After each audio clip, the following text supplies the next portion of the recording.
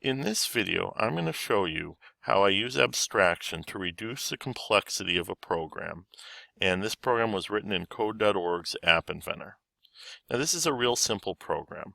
When I run it, I click on one of the four buttons, and it does two things. It makes everything on the screen disappear, all these elements, and it says happy birthday 10 times to the name on the button.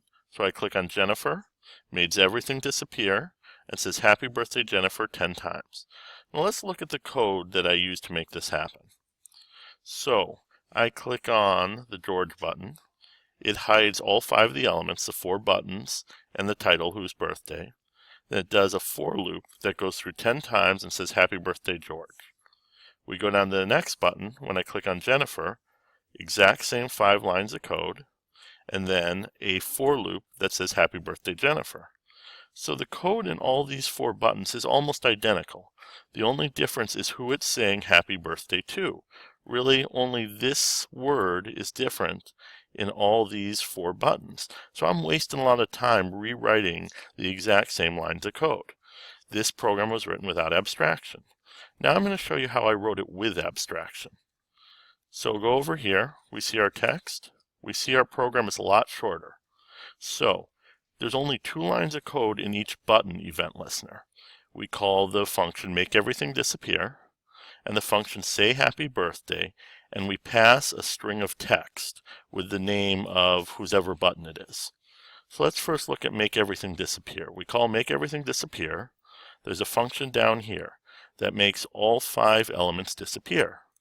And again, it's an abstraction because I pulled out the functionality of making everything disappear, put it in a function, and called it from multiple locations in my program. Now I did a second abstraction. I made a function called say happy birthday.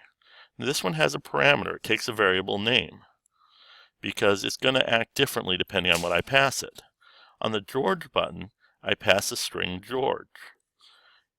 On the Jennifer button, I pass a string Jennifer. So then when I go down and I loop through 10 times, it says the string literal happy birthday, but then concatenates it with whatever data is inside the variable name. And whatever data is inside the variable name is whatever string I passed it when I called say happy birthday. So you can see I reduce the complexity of my code by abstracting away certain commands and certain things that were being done over and over again in my old code. If you want to take a look at these 2 different programs that do the same thing, one with abstraction, one without, the link will be in the YouTube video.